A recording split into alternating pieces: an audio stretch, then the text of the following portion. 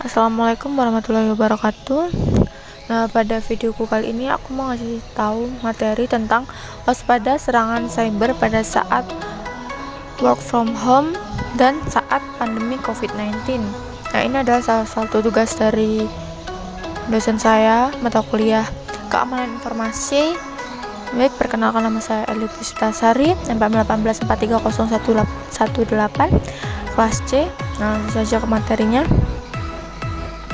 Yang pertama yaitu waspada serangan cyber saat work from home.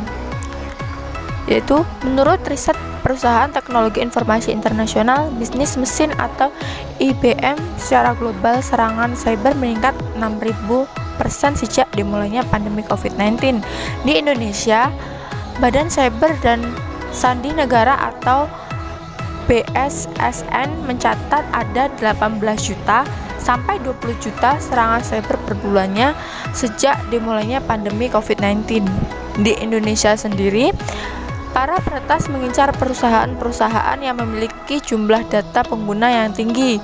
Pada awal tahun 2020, perusahaan e-commerce tanah air yaitu Tokopedia mengalami pembobolan data pengguna dalam bentuk email, nama, dan kata sandi. Sang peretas menjual 91 juta akun Tokopedia ke showroom dan web.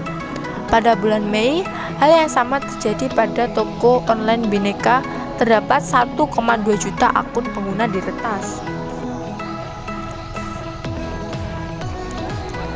Nah, apa aja sih serangan cyber itu dalam bentuk apa saja? Yang pertama yaitu membajak video conference dan penipuan melalui email dan SMS juga kerap kali terjadi. Nah, salah satunya mungkin karena adanya pandemi COVID-19. Banyak yang kemudian bekerja dari rumah. Ini yang kemudian dimanfaatkan oleh orang-orang yang mempunyai niat yang tidak baik untuk menggali informasi, mencuri informasi dari orang-orang yang memang bekerja dari rumah. Nah, bagaimana sih cara memastikan keamanan cyber saat bekerja dari rumah? Nah, pada dasarnya melindungi diri harus dilakukan oleh perusahaan dan karyawan. Beberapa hal dilakukan adalah memasang firewall terbaru dari perusahaan seperti Palo Alto, CrowdStrike, dan lain-lain.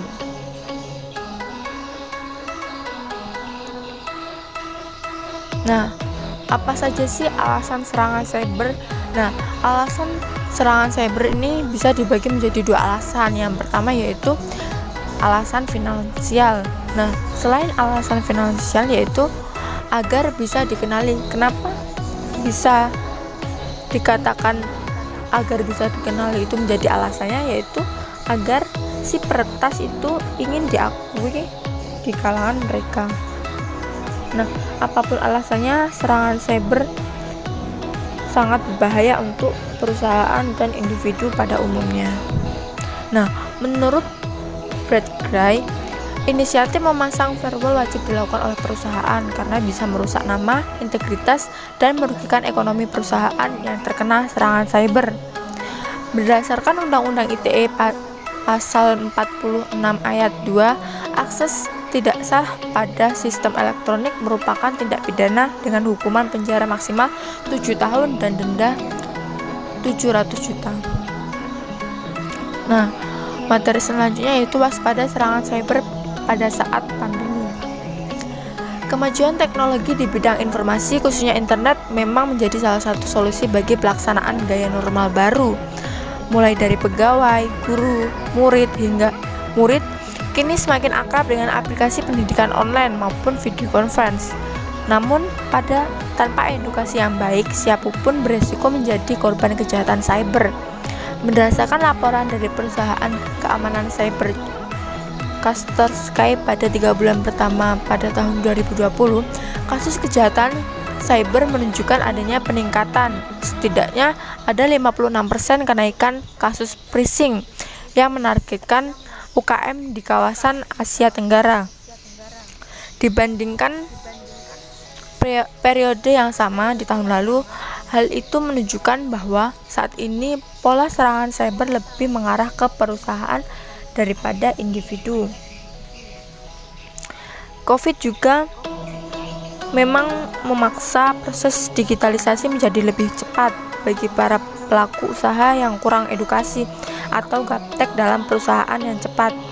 Tentu ini akan memancing para penjahat cyber untuk melancarkan aksinya.